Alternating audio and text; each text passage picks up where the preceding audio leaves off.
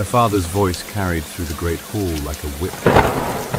"And this one," he said, his hand closing around her arm hard enough to bruise, "is the spare."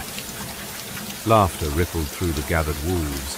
Low, obedient laughter, the kind that follows cruelty when cruelty comes from a man with power. Lord Harren Voss, alpha of the Ashenmore pack, shoved his youngest daughter forward until she stumbled on the stone floor, her knees striking cold granite. His two elder daughters stood behind him in silk gowns, their chins lifted, their smiles relaxed. They were the offering. She was the footnote. Elara Voss did not cry. She had stopped crying at 12, the night her father locked her in the cellar for speaking out of turn. She rose from the floor with her hands steady and her spine straight, and she did not look at her father. She looked past him, past the silk daughters and the sneering court wolves. She looked directly at the throne. The Alpha King had not moved. He had been still for the entirety of the procession, unnervingly, impossibly still, like a predator who had decided that nothing in the room was worth the effort of motion.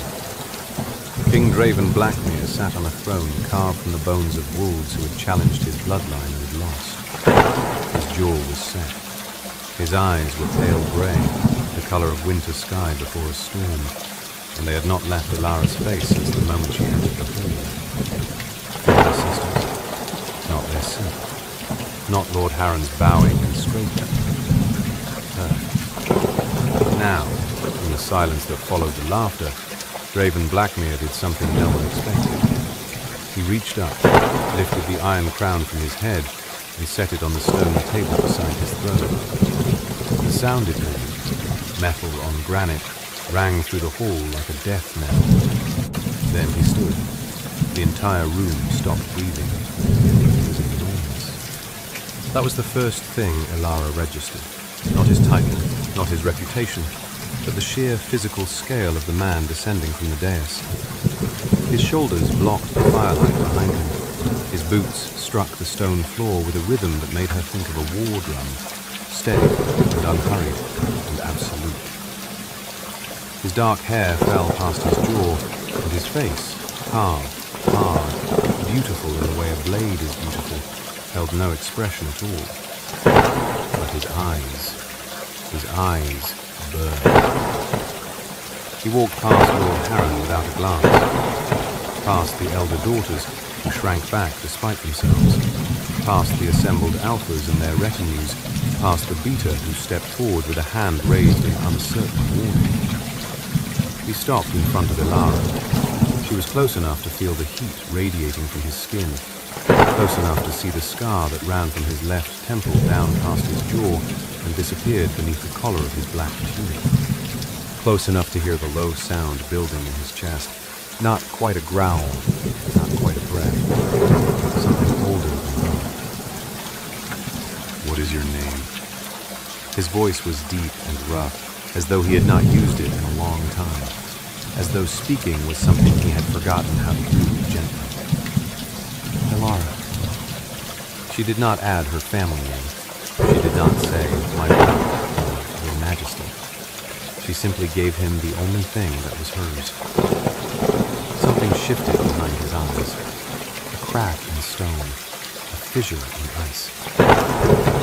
"Elara," he repeated, and the way he said it, low, slow, as if tasting the shape of it, made every wolf in the room go rigid. He turned to Lord Harren. The older alpha had gone pale. Whatever he saw in the king's face made his practiced smile collapse like wet parchment. "This one," Draven said, "is not your spare." He did not explain. He did not ask permission. He extended his hand to Elara, palm up, open, a gesture that looked nothing like a command and everything like an offering, and waited. The hall was silent. 40 wolves, 6 alphas, a dozen ranked warriors, and not one of them breathed. Elara looked at his hand. She looked at the scars across his knuckles, the size of his fingers, the stillness with which he held them. She thought about every night she had spent in cold rooms with no fire because she was not worth the wood. Every meal eaten standing because there was no chair for the spare. Every bruise her father left where clothing would cover it. She placed her hand in his. His fingers closed around hers, and a tremor ran through him, visible, involuntary, like a man shocked by lightning. His eyes flickered, pale grey brightening to something almost luminous, and for one heartbeat she saw it. Not the king, not the Alpha, but something raw and startled and desperate underneath. Then the mask returned. He turned, her hand still in his, and walked toward the doors of the great hall. The crowd parted like water before a blade. Lord Harren Voss opened his mouth to protest. Draven did not turn around. "If you speak," he said, his voice carrying the quiet authority of absolute power, "I will hear it as a challenge. And I have not lost a challenge in 400 years." Harren's mouth closed. The doors opened. The night air poured in, cold, sharp, carrying the scent of pine and frost, distant wolves howling from the mountain passes. Draven led Alara out of the hall, out of the world she had known, and into his. Behind them, the Iron Crown sat on the table where he had left it, cold and untouched, as though it no longer mattered. The fortress of Thornhold was carved into the face of a granite cliff, and it was the coldest place Alara had ever entered. Not cold in the way of winter, cold in the way of absence. The hearths were enormous, but the fires burned low, as though the flames themselves were reluctant to promote. The stone corridors stretched long and grey, lit by torches that flickered without warmth. Servants moved in silence, their eyes averted, their footsteps careful. No laughter, no music, no colour. Draven released her hand the moment they crossed the threshold, and the loss of contact was so sudden it felt physical, a warmth withdrawn. He walked ahead of her, his stride lengthening, the brief crack in his composure sealed shut, as though it had never existed. "You will have rooms in the East Tower," he said, without turning. "Food will be brought, clothing, whatever you require." "Why?" Lara asked. He stopped. She watched his shoulders tense beneath the black leather of his tunic. Slowly, he turned. The torchlight caught the scar on his face, and she realized it was not a battle wound. The edges were too precise, too deliberate. Someone had carved that line into his skin with intention. Why what? Why me? You had 2 daughters of noble blood presented to you in silk. You chose the one in a torn dress with bare feet. She held his gaze. "I am asking you, why?" Something moved behind his expression. A flicker of surprise, quickly buried. "You are not afraid of me. Should I be?" "Everyone is afraid of me." "Then perhaps everyone has not spent 19 years sleeping in cellars and learning that fear is a luxury for people with something to lose." The silence that followed was absolute. Draven stared at her as though she had spoken in a language he had forgotten, one he had not heard since childhood. His jaw worked. His hands, hanging at his sides, trembled once, then still. "My wolf chose you," he said finally. His voice had changed, quietly, stripped of authority, leaving only honesty beneath. "The moment you entered that hall, you went silent for the first time in 300 years. And he howled." Alara did not know what to say to that. She did not fully understand what it meant. She had never shifted, never felt the pull of the wolf that was supposed to live inside her. Her father had told her she was defective, broken, wolfless. But standing in this frozen corridor, looking up at a king who trembled when she asked him a simple question, she felt something stir in her chest. Not a wolf, not yet. Something deeper, something waiting. 300 years, she said softly. He did not answer. He turned and walked away, and she understood that he had already said more than he intended. More, perhaps, than he had said to anyone in a very long time. A small woman appeared at Ilara's elbow, grey-haired, sharp-eyed, with the calloused hands of someone who had worked every day of her life. She wore the simple wool of a servant. She smelled of bread and dried lavender. "I am Marin," she said. "I will show you to your rooms. And if you are wise, you will not ask the king questions he has spent centuries avoiding." "And if I am not wise?" Marin studied her for a long moment. Then, unexpectedly, she smiled. "Then perhaps you are exactly what this place needs." The first 3 days taught Ilara the shape of Draven's suffering. It was not metaphorical. The curse was physical, visible, relentless. She learned it first from Marin, who spoke carefully, choosing her words like stepping stones across a river. The king had been cursed 3 centuries ago by a scorned witch of the old bloodlines, a woman he had refused to take as Luna after the death of his first mate. The curse was elegant in its cruelty. It stripped him of sensation. Touch, taste, warmth, comfort, all of it gone. He could feel pain. He could feel cold. But nothing gentle, nothing kind, nothing that might make existence bearable. He had not slept in 300 years. Sleep required the body to release, to trust, to soften. His body had forgotten how. Ilara learned the rest by watching. She saw how he held his food without tasting it, chewing mechanically, swallowing without pleasure. She saw how he stood too close to the hearth fire, his hand inches from the flame, searching for warmth his skin could not register. She saw the way he moved through his own fortress like a ghost haunting the rooms of a life he could no longer access. On the 3rd night, she found him in the great hall alone. The fire had burned down to embers, casting the room in dim orange light. He sat on the floor beside the hearth, not on the throne, not in a chair, but on the cold stone, his back against the wall, his eyes open and fixed on nothing. "You should be in your rooms," he said, without looking at her. "I could not sleep either." She sat down across from him, close enough to speak quietly, far enough that the space between them felt deliberate. "Marin told me about the curse." His jaw tightened. "Marin talks too much." "She cares about me.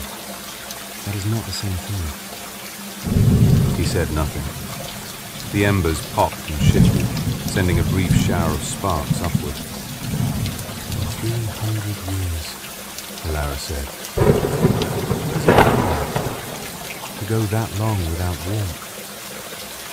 "You ask the questions no one else asks." "Because everyone else is afraid of the answers. I told you. I have nothing to lose." He turned his head then, and the look he gave her was not the cold authority of the Alpha King. It was something stripped bare, something exhausted and honest and close to breaking. "It feels like drowning," he said, slowly, in a room full of air. Everything is right there. Warmth, comfort, rest. I can see it. I can watch other people experience it. But my hands pass through it like smoke. He paused. His voice dropped. "After the 1st century, you stop reaching. After the 2nd, you forget what you were reaching for. After the 3rd, he trailed off. After the 3rd, she prompted gently. You start to wonder if you were ever alive at all." The words hung between them like frost in the air. Ilara did not offer comfort.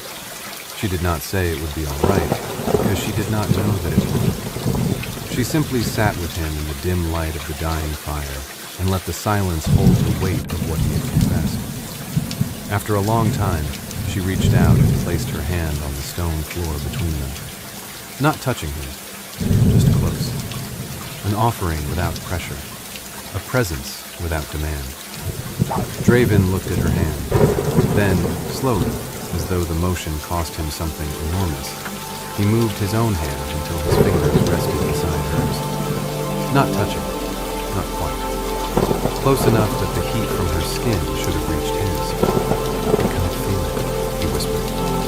"I know it is there." The court noticed. Lord Fenris, the king's chief advisor and a wolf whose ambition had been crawling for decades, noticed most of all. He was a tall, angular man with a silver-streaked beard and the kind of smile that never reached his eyes. He had served 3 generations of Blackmere kings, and he had spent those generations positioning himself as indispensable. An Omega from a minor pack, because that was what Elara was, no matter how her father styled himself as Alpha, sitting beside the king's hearth, threatened everything Fenris had built. He began with whispers. Subtle words dropped into conversations in the training grounds, in the kitchens, among the ranked warriors. She is ruthless. She cannot shift. She is unworthy of the bond. The king is compromised. The curse has finally taken his mind. Elara heard the whispers. She had spent her life hearing whispers. They slid off her like rain or stone. But on the 7th day, Fenris stopped whispering. The morning court was in session, a formal gathering where disputes were heard and judgments rendered. Elara had been invited by Draven, a gesture that had set the court murmuring before she even entered the hall. She sat in a chair to the left of the throne, a position traditionally reserved for the Luna. Fenris stood before the assembled wolves and spoke with the practiced authority of a man who had been rehearsing this moment. "My king, the pack grows restless. There are concerns, legitimate concerns, about the woman you have brought into Thornhill. She has no rank, no bloodline of consequence. She has never shifted. She is, by every measure of our law, unqualified to sit where she sits." The hall went quiet. Elara felt the weight of 60 pairs of eyes. Raven's expression did not change. "Is that a concern, Fenris, or a challenge?" "It is counsel, Your Majesty, offered with the respect your throne deserves." "Then let me offer counsel in return." Draven leaned forward, and the temperature in the hall seemed to drop. "The woman sitting beside me walked into a court full of wolves who despised her, sat in a chair that a dozen she-wolves would kill for, and has not flinched once during your performance. She has more steel in her silence than you have shown in 60 years of service." His voice lowered to something barely above a whisper, but it carried to every corner of the room. "Question your presence again, and I will interpret it as a question of my judgment. And I think you know how I answer those questions." Fenris bowed, his smile intact, his eyes burning with something that looked nothing like splendor. Elara kept her face still. Her hands, folded in her lap, did not shake. But beneath her composed exterior, something was shifting. A warmth in her chest, a low vibration she had never felt before, like a heart that was entirely her own. That night, she stood at the window of the tower and pressed her hand to the cold glass. The moon hung heavy over the mountains, and in the forests below, wolves howled. She had never howled back. She had never had anything to howl for, but the sound in her chest was growing louder. If you're enjoying this story, go ahead and hit that like button to let me know you want more tales like this one. The curse struck on the 10th night. Elara was in the library, a vast vaulted room that smelled of old leather and dust, and the faint ghost of ink. She had found a book of wolf histories, handwritten in a script so old it was nearly illegible, and she was reading aloud to herself when Draven appeared in the doorway. She had grown accustomed to his presence. The way his silence had its own gravity. But tonight something was different. He stood in the doorway with one hand braced against the stone frame, and his breathing was ragged, shallow. The scar on his face looked darker, as though shadow was pooled in the far blind. "Raven?" She stood, the book forgotten. "Stay back." The words came flickering, pale grey to something bright, something inhuman. His wolf was pressing against the surface, and the effort of holding it back was written across every line of his body.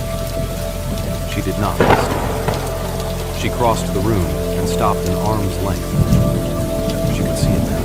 Dark veins crawling beneath the skin of his hands, his neck, spreading like frost across a window.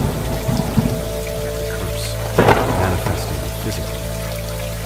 Fighting against whatever fragile hope had begun to form in the space between them. "It is getting worse," she said. Not a question. It punishes hope. His voice was barely recognizable.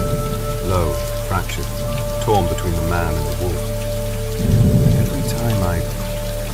Every time something feels close to warmth, it tightens. It reminds me of what I am. What are you? His eyes found hers, and in them she saw centuries of exhaustion, of cold, of reaching for something that dissolved with his touch. A dead thing wearing a crown. Ilara reached for his hand. "Don't." The word was wrenched from him. "You cannot feel what happens when you curse." Her fingers closed around his. Draven went rigid, his entire body locked, every muscle seizing as though braced against the knee pad. The dark veins on his skin pulsed, crawling toward the point of contact, toward her fingers wrapped around his. For a terrible, suspended moment, Ilara felt it. Cold so profound it burned. A void that swallowed sensation and gave back nothing. Then, beneath the cold, something else. A flicker. Faint, desperate, alive, like a single ember buried under ash. Warm. Draven gasped. Not a sound of pain, a sound of shock. Recognition. His eyes went wide and the grey irises blazed silver, and his fingers, trembling violently, closed around her hands as though she were the only solid thing in a world made of smoke. Clara, I felt. The dark veins recoiled from her touch like living things. They receded up his arm, past his shoulder, disappearing beneath his collar. His breathing steady. The inhuman light in his eyes dimmed to something almost gentle, almost shattered. He looked down at their joined hands. His thumb moved across her knuckles, a slow, experimental motion, as though testing whether sensation was real or hallucination. He said, and his voice cracked on the word like a man who had forgotten how to say it. Ilara's eyes burned. She had not cried since she was 12. But standing in this dusty library, holding the hand of a king who had not felt warm for 3 centuries, watching his face open like a door that had been locked for lifetimes, she came closer than she had in 7 years. From the corridor outside, unseen, Lord Fenris watched. His silver eyes narrowed. His hand moved to the small vial concealed in his robes. A vial of black liquid that smelled of ash and old blood. The curse had a keeper, and the keeper had no intention of letting it break. The next 3 days were the closest thing to peace Thornhold had seen in 300 years. It came in small moments.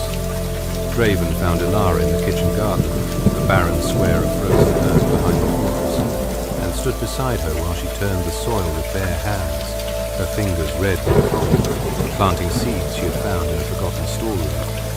"Nothing will grow here," he said. "The ground has been frozen since the curse. But then it will be the first thing that thaws." He watched her work. She did not ask him to help. She did not perform her kindness on ordinance.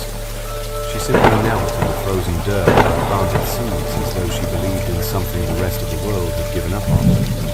The next morning, a single green shoot broke through the soil. The kitchen staff gathered around it and stared as though witnessing a miracle. In a fortress where nothing had grown for 3 centuries, perhaps it was. But Fenris moved in the shadows. He poured the black liquid into the king's evening wine, not enough to kill, but enough to amplify the curse tenfold. That night, Draven collapsed in the great hall during eating. The dark veins erupted across his skin, covering his face, his hands, his chest. His body convulsed on the stone floor, and the sound that tore from his throat was not human. Ilara ran to him. The corpse scattered. Only Maren stood her ground, her old face white with fear. "Do not touch him," Fenris commanded, stepping forward with practiced urgency. "The curse is devouring him. Anyone who touches him will be consumed." Ilara looked at Fenris. She looked at his steady hands, his composed expression, the careful performance of concern. She looked at the way his eyes flickered, not to Draven on the floor, but to her, measuring, calculating. "You did this," she said. The hall went silent. Fenris's mask held. "The girl is hysterical. She has no understanding of your hands are steady."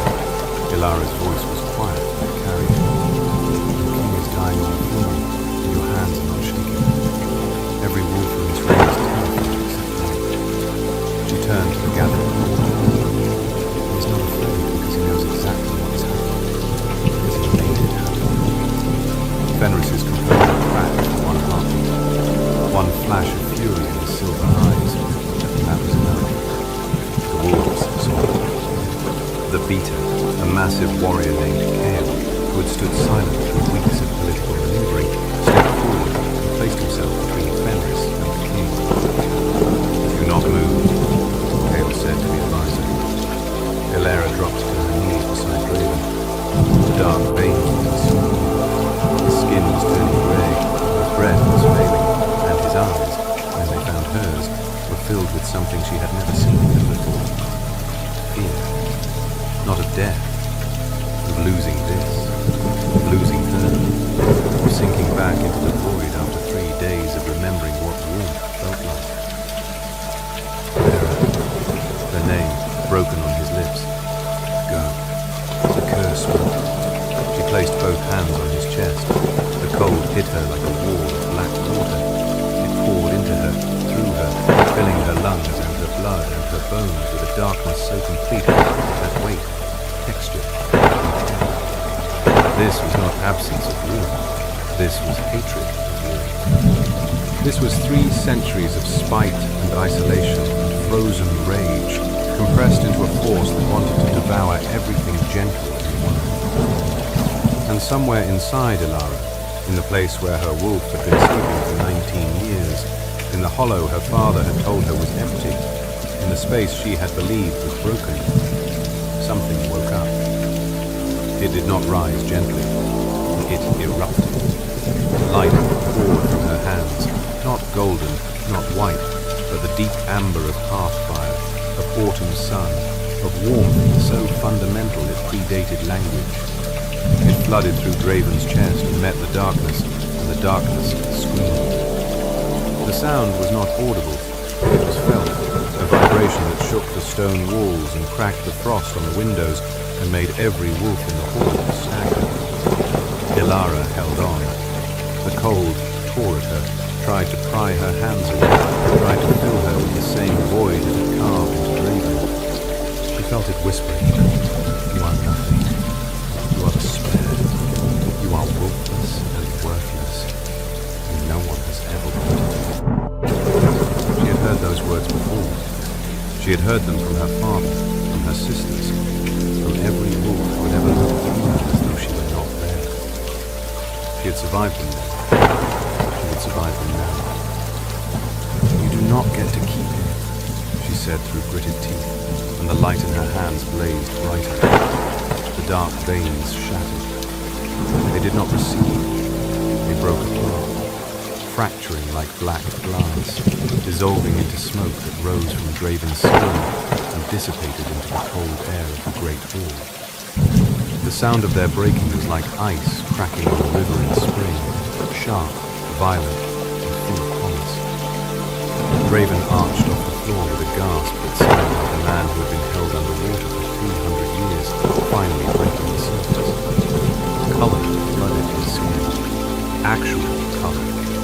Warmth and light were replacing the gray pallor that had been his face for centuries. His eyes flew open, and they were no longer pale gray. They were silver, bright, clear, and alive. And they found Alara's face with the desperate focus of a man seeing light for the first time. Across the hall, Fenris lunged for the door. Cale caught him by the collar and drove him to the floor with the efficiency of a wolf who had been waiting years for permission. The small green chute in the kitchen garden split the frozen earth wide open. By morning, it would be a vine. By week's end, the garden would be in full bloom. Draven sat on the edge of his bed, a bed he had not slept in 300 years, and stared at his own hands. He pressed his fingers together and felt the pressure. He ran his palm across the wool blanket and felt the texture, rough and warm and cold. He lifted a cup of water to his lips and tasted it, clean and cold, and the sensation was so ordinary and so miraculous that he had to set the cup down because his hands were shaking. Elara stood in the doorway, watching him rediscover the world. It was loud, he said. His voice was rough with something she realized, with a start, was emotion. Unfiltered, uncontrolled emotion. The kind that floods in when the dam that held it back for centuries finally breaks. The fire is warm. The stone is cold. The air smells like... Elara, the air smells like tongue. When did the air start smelling like honey? It always did, she said softly. I just couldn't reach it. He looked at her. The mask was gone.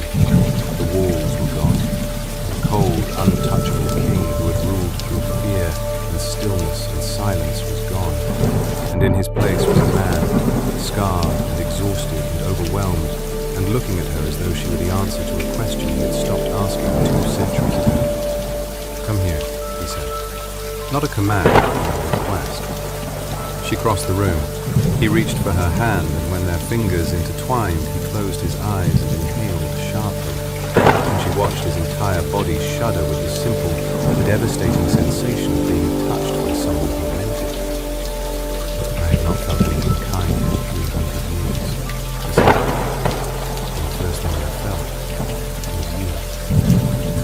He lifted her hand and pressed his lips to her knuckles, gentle, reverent, trembling.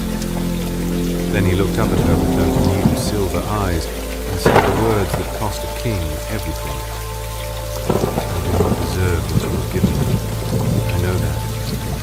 The cursed king who let the darkness eat him alive for 3 centuries has no right to ask anything of the woman who burned it out of him with her bare hands. His voice broke. He let it break. But I am asking. Stay. Not as a guest, not as a rescued girl. Stay as my mate. Stay because I cannot go back to the cold now that I know what war feels like. And you are every fire I have ever failed to burn. Elara cupped his face in her hands. She traced the scar with her thumb, the scar that had faded. Not gone, but lighter, as though even the mark of old cruelty was told. I spent 19 years until there was nothing, she said. I will spend the rest of my life in the place with my hands. He kissed her. It was not gentle, it was not careful. It was the kiss of a man who had not felt warmth in 3 centuries, desperate and full of a hunger that had nothing to do with desire and everything to do with the terrifying, exhilarating discovery that he was still alive. She felt the bond snap into place between them. Not her imagination, not but something real and unbreakable and ancient. A thread of fire connecting her chest to his. And deep inside her, the wolf had slept for 19 years, opened its eyes. 3 months later, the kingdom of Thornhold was unrecognizable. The kitchen garden had become a sprawling green riot of herbs and vegetables, and climbing roses had scaled the fortress walls as though making up for 3 centuries of dormancy. The hearth was blue and high and bright, and the hall silent, now held the sound of conversation, of laughter, of boots on stone, and doors opening instead of closing. Luna Ilara sat in the great hall, with a stack of petitions from outlying villages, Marin at her side, offering unsolicited commentary on each request. Draven had learned to sleep, not easily, not yet through an entire night, but enough. He still woke sometimes in the dark hours, his hand reaching for her in a panic that faded the moment his fingers found her warmth beside him. He slept. After 300 years, he slept. And he dreamed. Lord Fenris sat in a cell beneath the fortress, stripped of rank and title, his treachery exposed to every pack in the northern territories. He had maintained the curse for decades, feeding it with dark alchemy, keeping the king frozen and dependent on his counsel. But the revelation had shattered what remained of his influence. He would rot in the dark he had cultivated. On a morning in late spring, a letter arrived bearing the seal of the Ashenhall pack. Ilara opened it at the breakfast table, while Draven watched her with the quiet, steady attention of a man who would never tire of watching her. The letter was from her father, Lord Harren Voss, whose eldest daughters had failed to secure alliances of their own, whose pack had dwindled in the months since the Alpha King's fury became known, who had finally understood the magnitude of what he had discarded, wrote 3 pages of groveling apology. He begged her forgiveness. He begged an audience. He begged her to remember that she was his daughter. Ilara read the letter. She folded it neatly. She set it beside her plate. "What will you do?" Draven asked. She looked at him, her mate, her king, the man who had set down his crown and walked across a great hall for her when the rest of the world had stepped over her without looking down. "I will write back," she said. "I will tell him that his spare is doing quite well." Draven smiled. It was still a rare thing, his smile, a slow, uncertain movement, as though the muscles had forgotten the shape. But it was real, and it was warm, and it was hers. Outside, the wolves of Thornhold howled in the morning light, and for the first time in 300 years, the sound was not cold. It was joyful. So where are you listening from tonight? I would love to know. Drop it in the comments along with your thoughts on Ilara and Draven's story. And if this one kept you up past your bedtime, do me a favor and hit that subscribe button so you never miss the next tale. I'll see you in the next one.